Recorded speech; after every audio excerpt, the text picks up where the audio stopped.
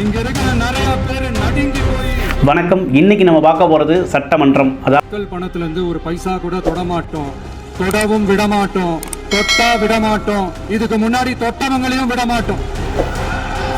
அதாவது இன்னைக்கு சட்டமன்றத்தில் முதல்வர் விஜய் அவர்கள் வந்து பேசினார் இல்லையா? ஸோ அதுதான் வந்து சுவாரஸ்யமாக போயிட்டுருக்கு. ஸோ இந்த சுவாரஸ்யம் குறையாமல் இந்த 40 நாளில் வந்து இவர் என்ன செஞ்சிருக்கிறார் அப்படிங்கிறத வந்து ஒரு லிஸ்ட்டாக வந்து அவர் சொல்லியிருக்கிறாரு. ஸோ அதை போய் பார்த்துட்டு வந்துடலாம். நம்ம ஆட்சிக்கு வந்து சரியா 40 நாள் ஆகுது. அதுக்குள்ளே என்ன செஞ்சீங்கன்னு கேட்குறாங்க. ஒரு லிஸ்ட்டு ஒன்று சொல்கிறேன் கேளுங்க.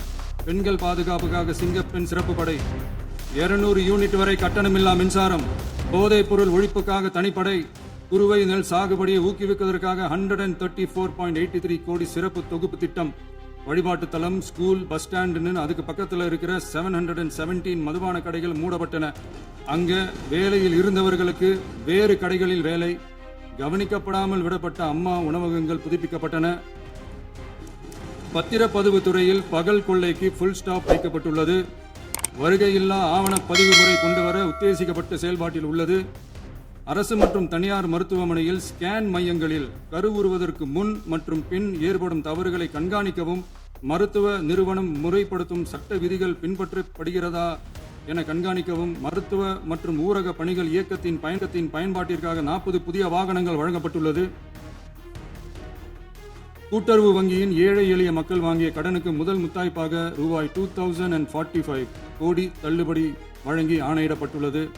ஒன்றிய அரசிடம் கேட்டுக்கொண்டதற்கிணங்க கடந்த 2 வருடமாக நிறுத்தி வைக்கப்பட்ட இருந்த ஜல் ஜீவன் மிஷன் திட்டம் புதுப்பிக்கப்பட்டு ஜல் ஜீவன் மிஷன் திட்டம் 2.0 நடைமுறைக்கு கொண்டு வரப்பட்டுள்ளது.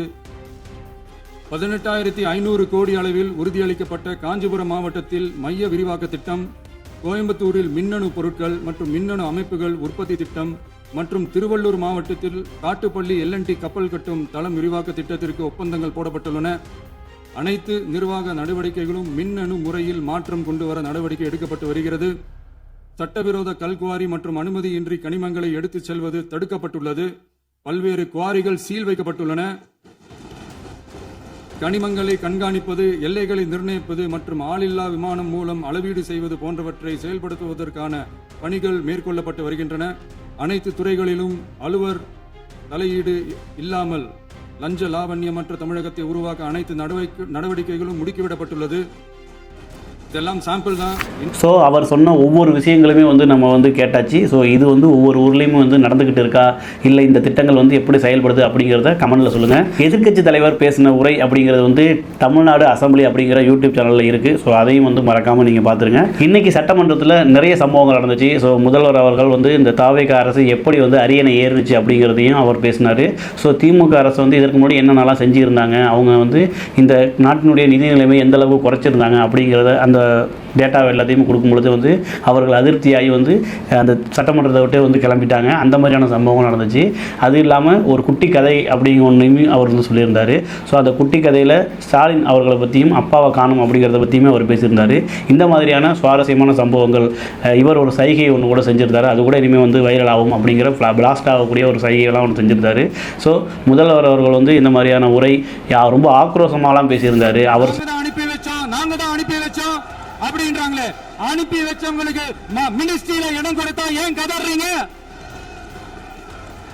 ஏன் இவ்வளவு கோவம்? ஏன் இவ்வளவு கதறல்?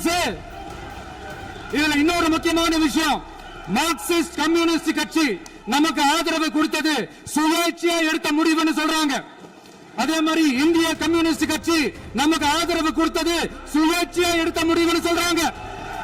இதுல எங்க இருந்து நாங்க தான் அனுப்பி வச்சோம்னா புரியலையே. மக்களுக்கு நல்லா புரியும். எல்லாத்தையும் தெளிவாக பார்த்துக்கிட்டு இருக்கிறாங்க. நிறைய பேசப்பட வேண்டிய விஷயங்களை வந்து அவர் பேசாமல் இருந்ததும் வந்து எனக்கு ரொம்ப வருத்தமாக இருந்துச்சு. ஸோ ஒரு சில விஷயங்கள் அவர் பேசுவார் அப்படின்னு நம்ம எதிர்பார்த்தோம். ஸோ அதெல்லாம் வந்து அவர் இந்த அளவு பேசலை. ஸோ அதுவும் வந்து நமக்கு ஒரு டிசப்பாயிண்டாக இருந்துச்சு. ஆனால் அவர் பேசிய விஷயங்கள், அவர் மக்களுக்காக அவங்க வந்து இப்போ செஞ்சுட்டு இருக்கிற விஷயங்கள், இனி செய்ய போகிற விஷயங்கள் எல்லாத்தையுமே வந்து அவங்க லிஸ்ட் பண்ணாங்க. அதெல்லாம் கேட்கும்போது நல்லா இருந்துச்சு. ஸோ ஆன் த ஸ்பாட்டில் செயலில் இது எல்லாமே வந்துச்சு அப்படின்னா ரொம்ப சந்தோஷம். கரண்ட் அஃபேர்ஸ் பிரச்சனைகளை நம்ம பேசிக்கிட்டு இருக்கோம். ஸோ சட்டமன்றத்தையும் நம்ம ஃபோக்கஸ் பண்ணலாமா அப்படிங்கிறது தெரியல. ஸோ முதல்ல ஒரு வீடியோ ஒன்று போட்டிருக்கோம். ஸோ இது எப்படி இருக்குது அப்படிங்கிறத பார்த்துட்டு உங்களுடைய கமெண்ட்டை சொல்கிறது மூலமாக தான் நம்ம அடுத்த கட்ட நகர்வுக்கு போக முடியும்.